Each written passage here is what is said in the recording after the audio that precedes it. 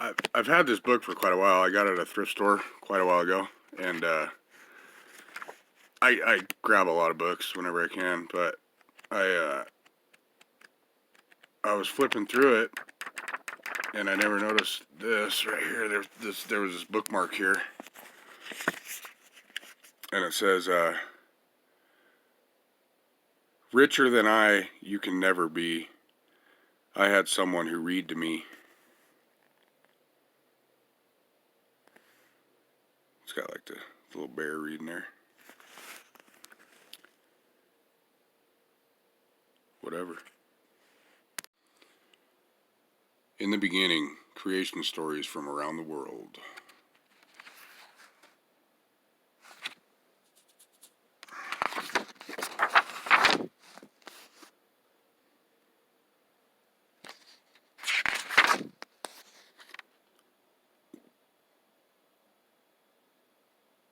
If you guys want me to read any one of these particular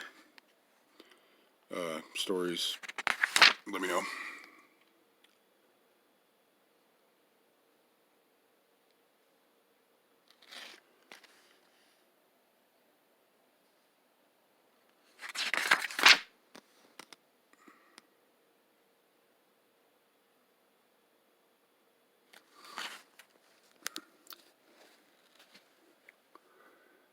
Let us think about when the earth was formed, or when the cosmos had nothing in it. Suppose there was a moment before time and space when the only things in existence were an object shaped like an egg, and the darkness in which it was suspended. Suddenly the egg cracks, and something slowly emerges from it. Imagine that the something from the egg is a great God who simply is all there is. That God makes the universe and humans and all things because that is the work of God, to create.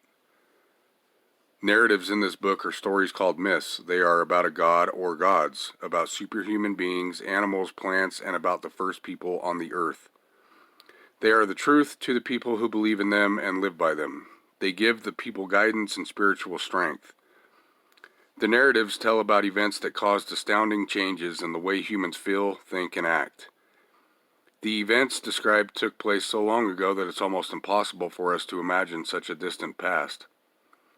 Myth stories present themselves as truth and as accounts of actual facts. No matter how different these facts or truth may be from our ordinary real experience, there are myths that are sacred or religious, and in all of them, there is the feeling that the unusual or divine events are inevitable. We are more familiar with other forms of narratives similar to myths. Fairy tales, for example, also tell about extraordinary beings and happenings. But fairy tales take place within the time of human experience. They tell us stories that happened once upon a time, in a recognizable past. They tell us about how things were then. Myth stories about creation are different. However, in a prophetic voice, they relate events that seem outside of time and even beyond time itself. Creation myths take place before the once upon a time of fairy tales. They go back beyond anything that ever was and begin before anything has happened. No attempt is made in a myth to prove the truth of its story to us. Its voice of authority relates an account of utter fact.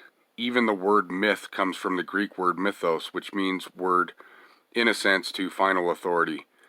The myths in this book tell us about acts of creation, the origin of the universe, God or gods, our world, a new beginning, and the creation of humankind.